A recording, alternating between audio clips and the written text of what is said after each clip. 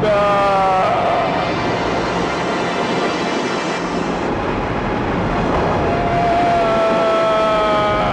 जुग जुग जियो मेरे पुत्र, जुग जुग जियो।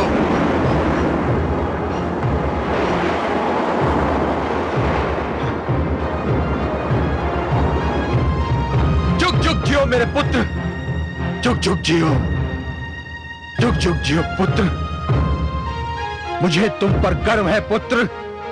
तुमने आज्ञाकारिता का इतिहास रचा है।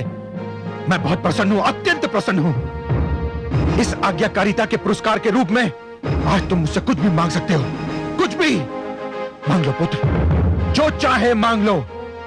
मैं आज तुम्हें हर वो वस्तु दूंगा जिसका देना मेरे वश में है। मांग लो पुत्र, मांग लो।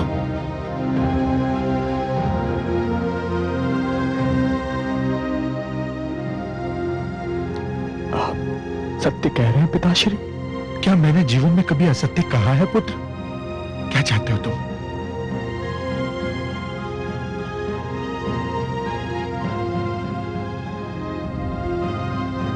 अपनी प्रिय माता का जीवित शरीर।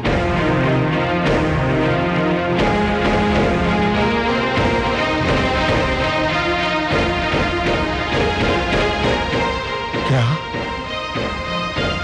क्या कहा तुमने?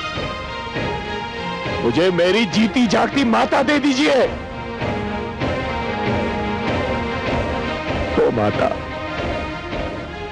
जिसके बिना इस जीवन का हर पल मेरे लिए नर्क समान है।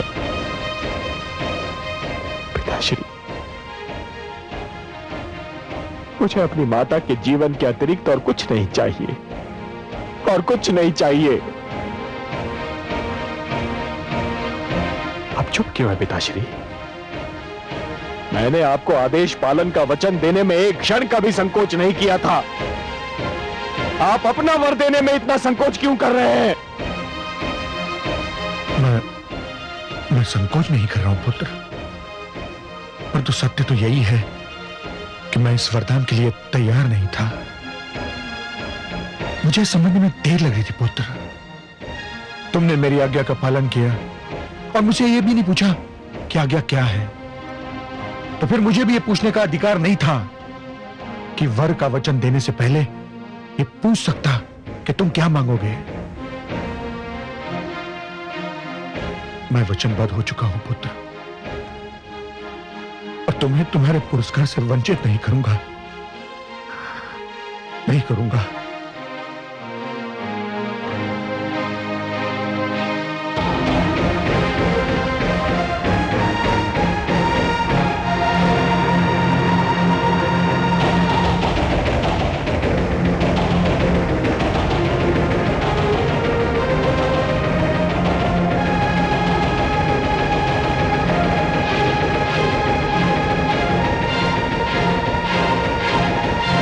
कलश जल लाओ।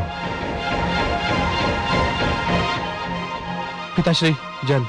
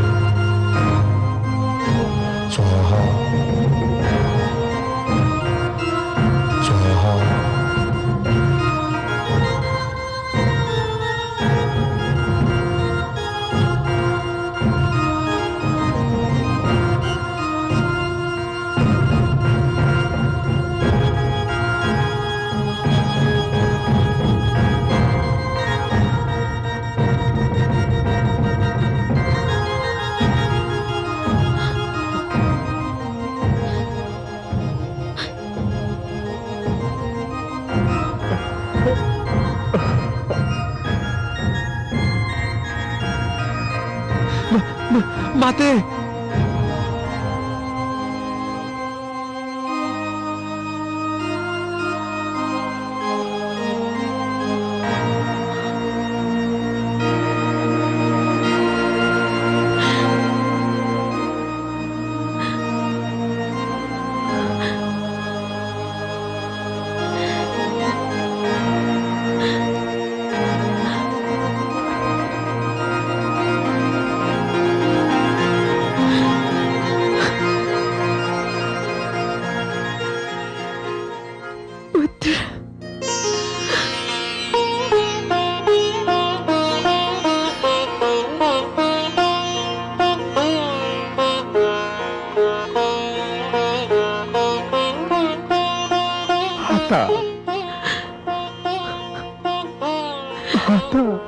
माता,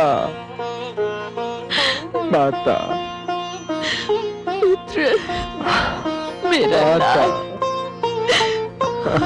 पुत्र, हे माता,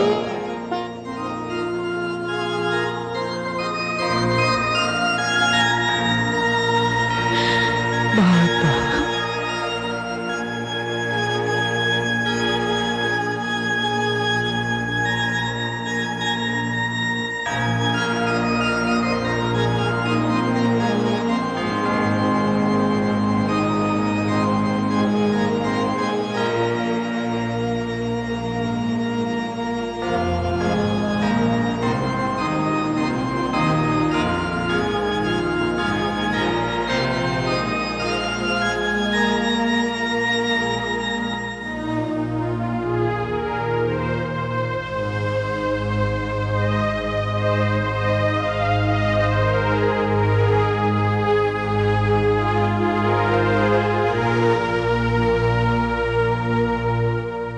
जब व्यक्ति महान बनने लगते हैं तो ऊंचाइयों को छूने लगते हैं। सारी सांसारिक बातें उसके लिए छोटी हो जाती हैं, उनका कोई महत्व नहीं रहता। ऋषि जमदग्नि तो महानता के शिखर पर पहुंच गए थे, तो आपसे यह कार्य कैसे हुआ पिताश्री?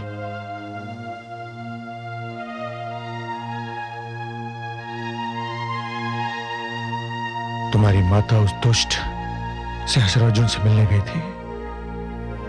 आने में उसे विलंब हुआ। जब मेरी नित्य की पूजा का समय भी समाप्त हो गया, तब धैर्य ने मेरा साथ छोड़ दिया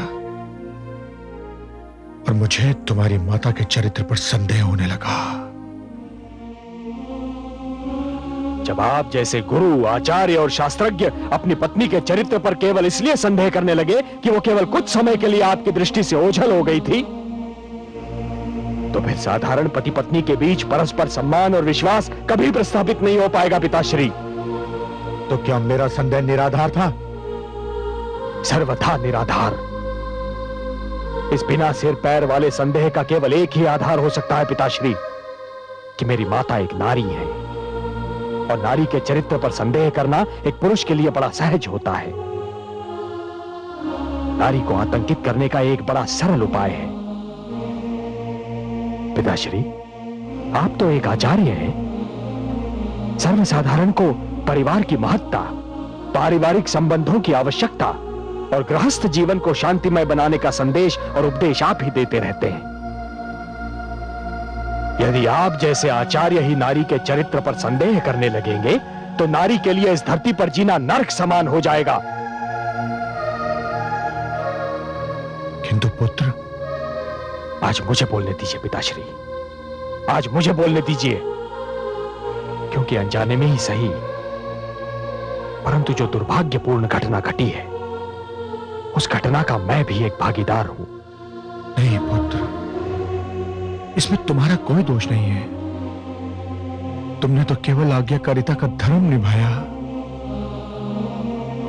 आज्ञाकारिता हो या अपने पिता की आज्ञा का पालन करने का धर्म, फिर भी पिताश्री, किसी भी पुत्र को यह अधिकार कभी नहीं मिलना चाहिए कि वो अपने पिता की आज्ञा का पालन करने के लिए अपनी माता पर ही हाथ उठाए। मैंने आपका आदेश जाने बिना आपको वचन देने की भारी भूल की है। संदेह ने मेरी आंखों पर पट्टी बांधी थी पुत्र।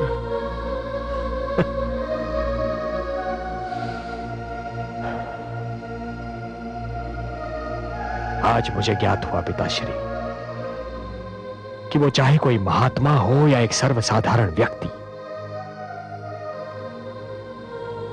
परंतु जहां बात एक नारी की आती है वो केवल एक पुरुष होता है, केवल एक पुरुष जो एक नारी को अपने से छोटा, अपने से अधम और अपने से निम्न श्रेणी का मानता है।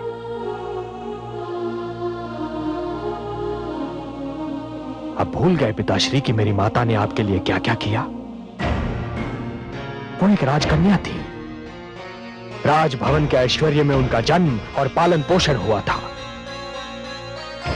परंतु केवल आपके प्रेम के कारण उन्होंने एक ऋषि की कुटिया को अपना घर संसार बना लिया। उस प्रेम, उस त्याग और उस स्नेह का यही पुरस्कार मिलना था उन्हें? नहीं पिताश्री, नहीं। यह अन्याय केवल मेरी माता के साथ नहीं हुआ है, यह अन्याय तो समस्त नारी जाति के साथ हुआ है। घोर अन्याय, अक्षम्य अन्याय। शंभो शंभो शंभो।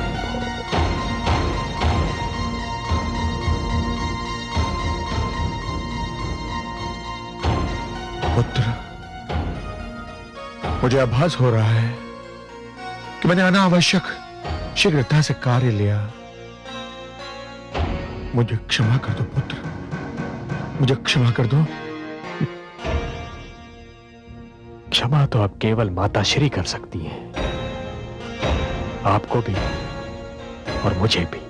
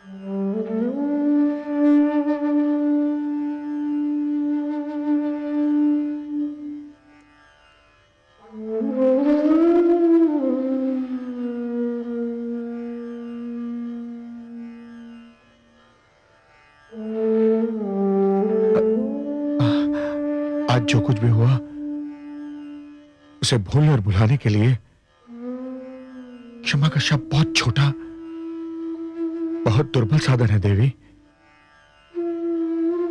परंतु परंतु अपने किए पर पश्चाताप प्रकट करने के लिए मुझे कोई और शब्द, कोई और साधन उपलब्ध भी नहीं।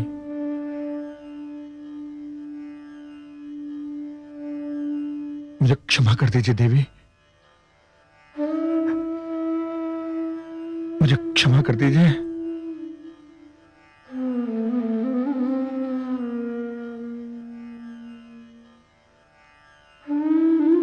क्षमा करने के अतिरिक्त मेरे समक्ष और कोई उपाय भी तो नहीं है स्वामी, किंतु एक भय सा लग रहा है, एक चिंता मेरा पीछा नहीं छोड़ रही स्वामी। क्या? जिस दुर्भाग्यपूर्ण परंपरा की नींव आज पड़ गई है, कहीं आने वाले युगों में वो स्त्री पर अत्याचार का बहाना न बन जाए। इसीलिए तो क्षमा याचना कर रहा हूं रेणुका। आपकी क्षमा का स्मरण तो केवल उनको रहेगा स्वामी जिनके पास बुद्धि होगी, विवेक होगा और जो शिक्षित होंगे। किंतु जिनके पास ये सारे गुण नहीं होंगे स्वामी, उन्हें तो यही स्मरण रहेगा कि पत्नी के चरित्र पर भी संदेह किया जा सकता है और इस संदेह के कारण उसे दंड भी दिया जा सकता है। मैं भगवान से प्रार्थना करूंगा, जो पल बीत चुका है वो हमारे और किसी के भी जीवन में कभी ना आए। जो भूल हो चुकी है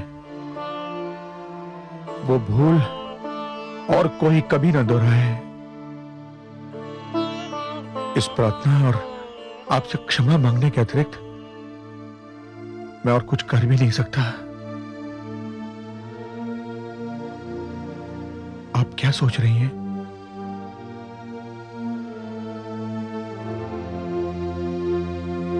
सोच रही हूं कि क्या कहूं स्वामी। मेरी नम्र विनती है कि इस घटना को भूल जाओ रेणुका। हाँ स्वामी, इस घटना को भूलना होगा। इस घटना को भूलना ही होगा स्वामी। इसलिए नहीं कि आप मेरे पति हैं और मैं आपकी पत्नी, इसलिए कि मैं 5 पुत्रों की माता भी हूं। उनकी शिक्षा और उनके मार्गदर्शन का भार प्रकृति ने हमें सौंपा है, उनके भविष्य के लिए और उनके भले के लिए। हमें इस घटना को भूलना ही होगा स्वामी। विश्वास कीजिए, मैं ऐसी भूल कदापि नहीं करूंगा।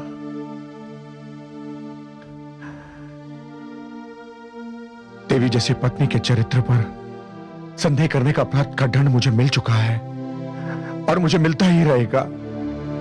मेरी अंतरात्मा मुझे सदैव ही कचोटती रहेगी रेणुका। मुझे क्षमा कर दो, मुझे क्षमा कर दो रेणुका। नहीं स्वामी, मुझे और लज्जित ना कीजिए। मैंने आपको क्षमा कर दिया है, अपने लिए, अपने पुत्रों के लिए और अपने परिवार के लिए। रेणुका,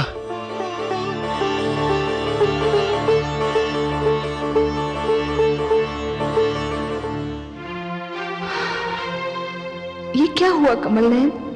ये आपने क्या किया? मैं जानता हूं महादेवी कि आप क्रोधित हैं। क्रोधित नहीं सर्वेश्वर, मैं दुखी हूं, पीड़ित हूं।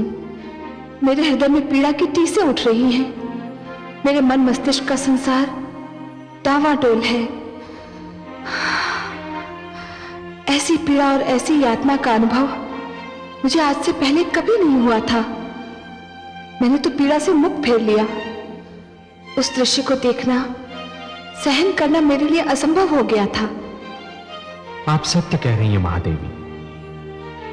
जो कुछ हुआ वो देखने योग्य नहीं था। वो दुर्घटना अविश्वसनीय थी, निंदनीय थी। वो भी आपके हाथों? नारी का सम्मान जिसका सर्वप्रिय सिद्धांत है, प्रधानतम संदेश है। हे कमल नयन, नारी के प्रति आपकी भावनाओं को मैं जानती हूँ। उन्हीं भावनाओं के कारण तो मैं आपकी पूजा करती हूँ। आपको सदा ये दुख सताता था कि आप अजन्मे क्यों हैं? किसी माता के गर्भ से आपने जन्म क्यों नहीं लिया? और अब इस बार जब आपके अंशावतार ने देवी रेणुका के गर्भ से जन्म लिया तो उसने उसी का सिर काट दिया जिसकी कोख से उसने जन्म लिया। हाँ देवी, मुझसे ये अक्षम्य अपराध हुआ है। यह अप्रिय घटना हुई है मेरे हाथों से।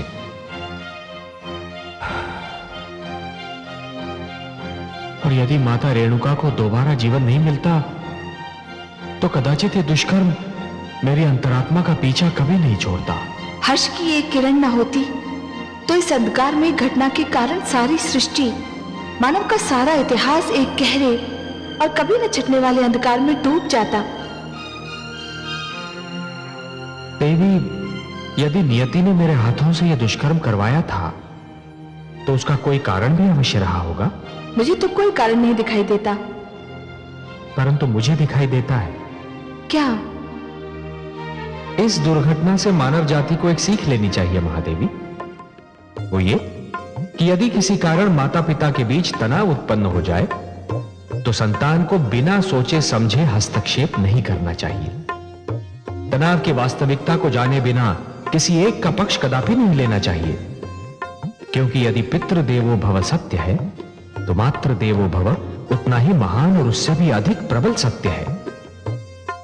और इसीलिए कोई भी पग उठाने से पहले संतान को यह जान लेना चाहिए कि एक की आज्ञाकारिता दूसरे के लिए अन्याय न बन जाए। मुझे भी आश्चर्य हो रहा था कि आपने ऋषि जमदग्नि को बिना सोचे समझे वचन दे कैसे दिया। कदाचित इसलिए कि मुझे उनसे ऐसी आशा न थी, पर बिना सोचे समझे वचन देना एक भूल है महादेवी, जो कभी किसी को नहीं दोहरानी चाहिए। मैं तो माता रेणुका के आगे सिर झुकाती हूँ। इतना सब कुछ घट जाने के उपरांत भी उन्होंने अपने परिवार के सुख के लिए, अपनी संतान के कल्याण के लिए ऋषि जमदग्नि को क्षमा कर दिया। हाँ महादेवी, माता रेणुका वास्तव में महान है। आप कहां चली कमल नयन? महादेवी, मैं उसके पास जा रहा हूं जिसने एक सुखी घराने की नींव हिला दी, जिसने एक हंसते खेलते परिवार के जीवन में विष घोल दिया, जिसने एक पतिव्रता स्त्री और उसके विद्वान शास्त्रज्ञ पति के बीच संदेह की दीवार खड़ी कर दी। मैं उसके पास जा रहा हूं महादेवी, नीच सहस्रार्जुन के पास।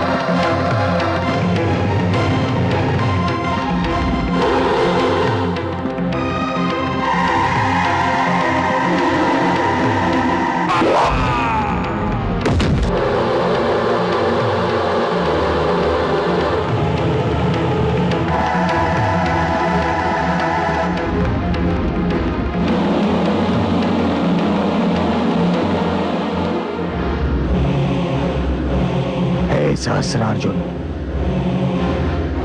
तू स्वयं को सहस्रों भुजाओं का स्वामी कहता है ना? आज मैंने तेरी 998 भुजाएं काटकर फेंक दी हैं। अब अपनी रक्षा के लिए तेरे पास केवल 2 भुजाएं बची हैं। कौन हो तुम?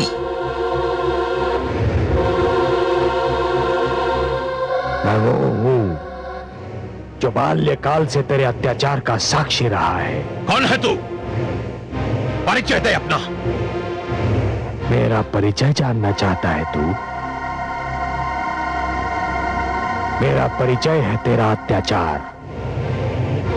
मेरा परिचय है वो अग्नि लीला जो आश्रमों और गुरुकुलों को समाप्त करने के लिए तू लगातार रचता रहा है। मेरा परिचय है उन आचार्यों, गुरुजनों, ऋषियों और विद्यार्थियों की कराहें जो तेरे आतंक का लक्ष्य बनते रहे। हे कार्तवीर्य सहस्रार्जुन, मैं तेरे और तेरे वर्ग के अत्याचार के अंत की घोषणा हूं। एक अधर्मी के लिए धर्म का, अन्याय के लिए न्याय का और असत्य के लिए सत्य का प्रतीक हूं मैं ऋषि जमदग्नि का पुत्र राम हूं। वो राम जिसके हाथ में परशु है। मेरे राजभवन में पग रखने का साहस कैसे हुआ तुझको?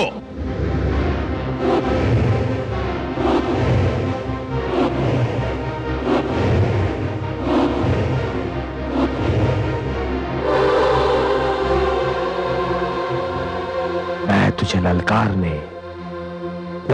कर जगाने और जगाकर मारने आया हूं सहस्रार्जुन। कौन तू? मुझे मारेगा?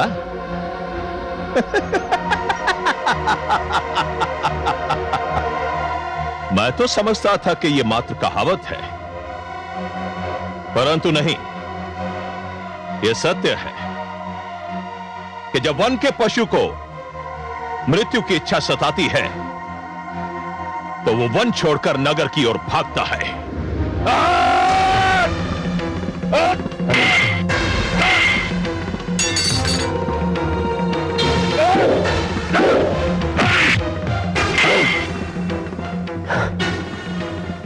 तुमने अपने शस्त्रों की परीक्षा कर ली, अब बारी मेरे परशु की है।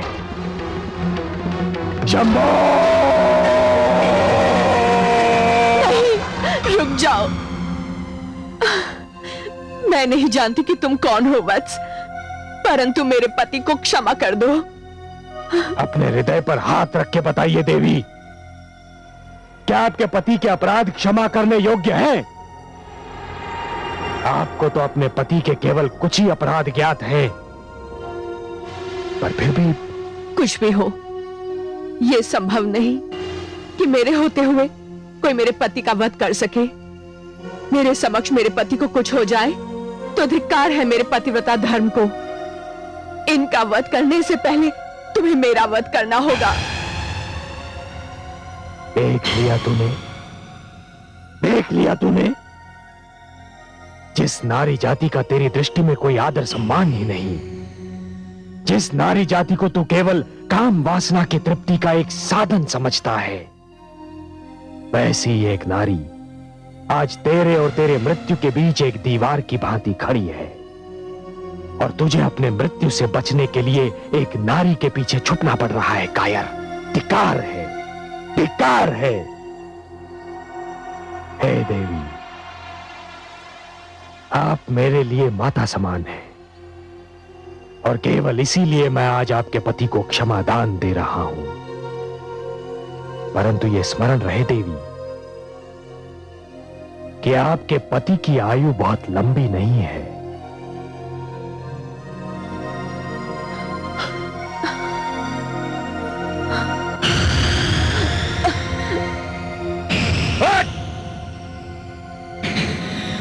मूर्ख, तूने मुझे नहीं अपनी मृत्यु को जीवित छोड़ दिया है, और तू जीवन भर अपनी इस भूल के लिए हाथ मलता रहेगा। मैं प्रलय बनकर टूटूंगा तेरे सारे वंश पर किसी को मुझसे क्षमादान नहीं मिलेगा, बिल्कुल नहीं मिलेगा।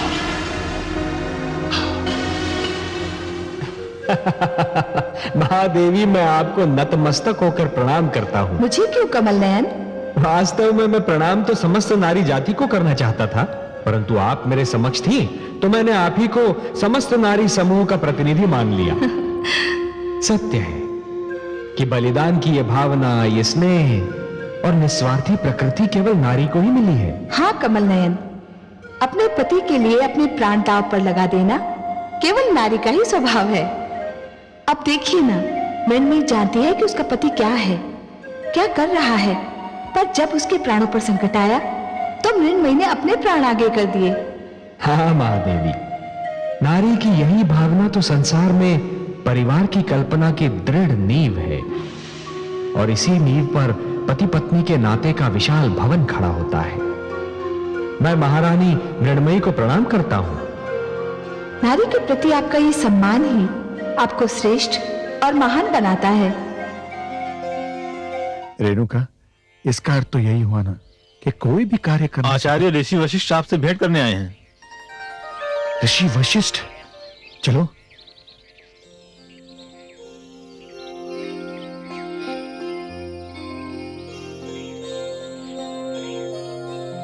स्वागतम स्वागतम ऋषिवर, स्वागतम। प्रणाम ऋषिवर।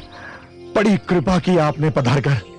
बहुत समय से आपसे भेंट करने को मन कर रहा था, परंतु अपनी व्यस्तताओं से अवकाश ही नहीं मिल पा रहा था। ये देवी कौन है? मैंने इसे नहीं पहचाना। यह आपके प्रेम मित्र आचार्य प्रियव्रत की पुत्री अनामिका है। अपने पिता के साथ आपके आश्रम में ही तो रहा करती थी। अरे सौभाग्यवती भव। आयुष्मती भव। ये तो बड़ी गुड़िया सी हुआ करती थी, इतनी बड़ी हो गई। आप पर जो कठिन समय बीत रहा है ऋषिवर, उससे मैं भली भांति परिचित हूं।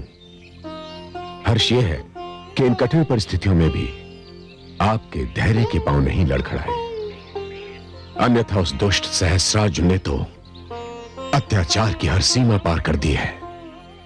अत्याचार तो अत्याचार है ऋषिवर, पड़ता है तो मिट भी जाता है। धैर्य अपार सागर की भांति है, जिसका कोई छोर नहीं होता। आपको हमारा ध्यान रहा, इसके लिए मैं आपका आभारी हूं। ऋषिवर, मैं आपके लिए एक उपहार लेकर आया हूं।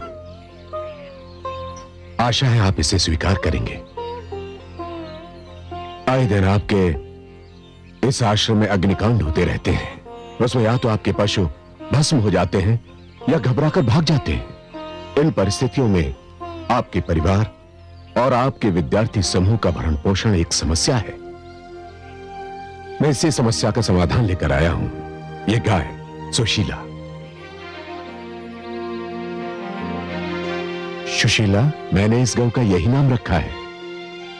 अपने नाम ही की भांति सुंदर है। सुंदर तो यह है ही ऋषिवर, परंतु संभवतः आप ये सोच रहे होंगे कि अकेली गौ आप सबका भरण पोषण किस प्रकार करेगी।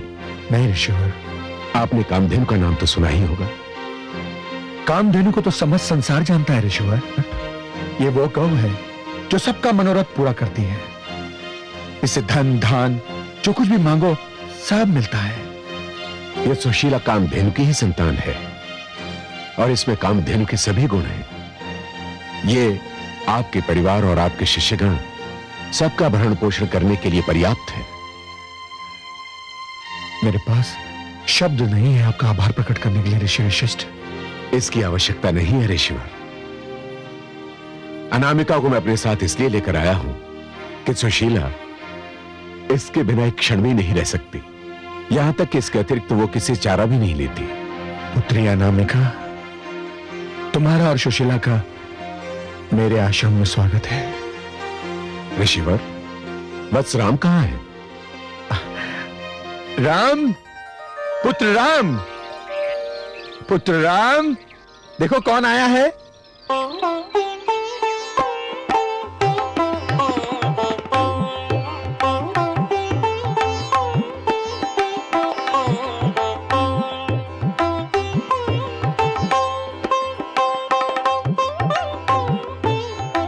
राम, ए राम, राम, राम, ए राम, राम,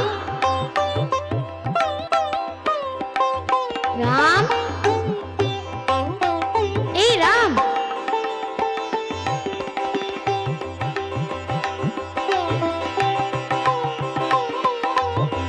राम, ए राम। हटो सामने से। नहीं हटती। देख नहीं रही हो मैं बाण चलाने का अभ्यास कर रहा हूँ। देख रही हूँ। तो फिर हटो बीच से, वरना घायल हो जाओगी। हो जाने दो। एक तो दिन भर आश्रम आते नहीं और कोई यहाँ आए तो उससे भी सीधे मुंह बात नहीं करते। अच्छा बोलो। मैं तुमसे कुछ पूछने आई थी। शीघ्र पूछो और जाओ यहाँ से, ताकि मैं अभ्यास प्रारंभ कर सकूं। क्या पूछना है? मुझे मनुस्मृति के इस श्लोक की व्याख्या पूछनी है। वजेतम मधु मांसम जगंदम माल्यम रसायनम स्त्रियम जो कामम क्रोधम नर्तनम गीतवादनम। पिताश्री से पूछो जाकर, मेरे पास समय नहीं है। मुझे इस समय सहस्रार्जुन के अत्याचार के अतिरिक्त किसी वस्तु का स्मरण नहीं है और मैं उसी अत्याचार का उत्तर ढूंढ रहा हूँ। किसी और व्याख्या के विषय में न मैं कुछ जानता हूँ न मैं जानना चाहता हूँ। परिहास समाप्त करो और चली जाओ यहाँ से।